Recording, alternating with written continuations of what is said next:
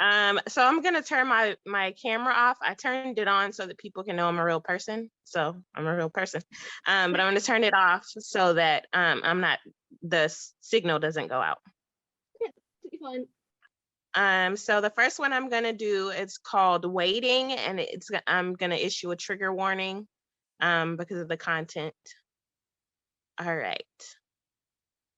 I waited. I presented myself unadorned and afraid, showing bravery but scathed by the love my mother laid to rest when she bathed herself in isolation.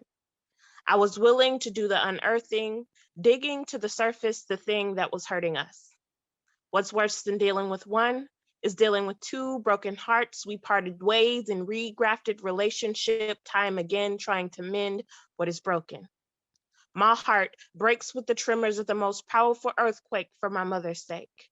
Her I love yous were labored with guilt that made her stand still when she had to face me. That paralyzing fear of realizing she was caving created a deeper grave than the one I was unearthing. Whoever knew my mother was proud of me besides the people she was pretending for. I don't hear those words escape her lips unless it slips in response to someone else mentioning my accomplishments. She ignored my scores of attempts to reach out. The unanswered calls were endless. The requests for her time were useless. It's been years and she's not seeking peace, though she is the instrumental piece in our healing. I bent over backwards and did all the tricks, but she wasn't drawn to my acts of kindness. My timeless invitations for her to fix this were not accepted. They left me feeling abandoned, so I crawled in on hands and knees, begging for the relief that we so desperately needed. I reached out until my arms were sore from reaching, back aching, but I persistently held out, arms shaking from the fatigue that plagued me when she never reached back. My body finally crumbled under the pressure. I collapsed into the sorrow that made Seattle's gray skies seem colorful. My feeble body trying to hold the skeleton of who she can be, and my closet, bare bones bearing all that hurt, but I'm ready for them to be clothed. I held my breath and waited for that text, but the waiting kept waiting and waiting longer, unmoving. So the waterfall that became my eyes cascaded over my cheeks as I wondered how she sleeps at night. And in the midst of the pain, I wanted to hear her say, "Hi, daughter." So I wait another year for her to reflect and gain introspection until how she can reconnect with the life that she birthed, a new beginning, a rebirth, but she cannot carry on relationship.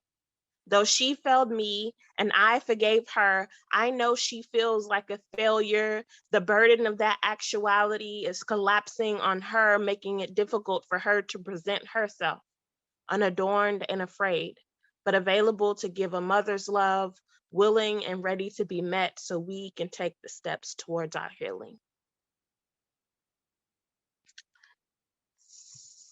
So that was that one. Do I have time for another one?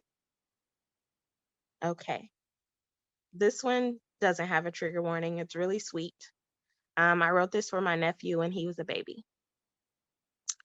Iridescent dreams float across my memory's eye, and I blink to see if they would go away, but they stay, much like the DNA that binds you to me, and I see that my choices are irreversible.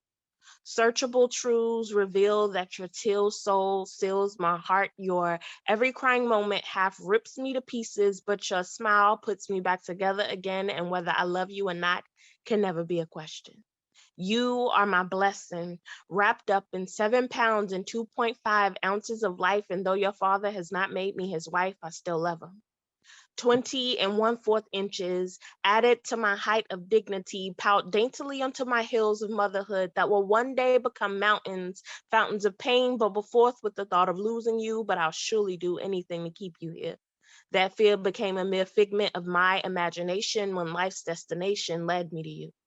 You exist in a world where all mommy can say is I love you and daddy says he misses you, but through it all, I hold you. I told you I was ready to see you, so I stare into your beautiful eyes and they send me into a world where only two people existing are you and I can't help but cry because I love you. The nights of no sleep will forever be memories to keep of you. And just when I think you've done it all, I fall more heavily in love with you. Heavenly, you sleep your days away while your brother plays alone, and I long for the day when you two will embrace each other. While you endeavor to positively trace each other's footsteps, though daddy is not here every day of every month, he wishes to be here. Miles apart, he calls just to hear that you're okay. And the way I keep him up to date about how fast you're growing is to play catch up by phone. Knowing you're mine is the confirmation I needed to find to get me back into the groove of things. And though I sacrifice cruises and superficial things, nothing can top the joy you bring to my life. You are my tiny sack of potatoes, but I carry you around like you are my last supper. You are my forever flowing river of happiness that ends at never. And while we may not always be together, forever remember your smile. Trials have faced me during my 9 months of bearing you, but we made it through. And Braylon, I love you. All right. That is that one. Thank you very much.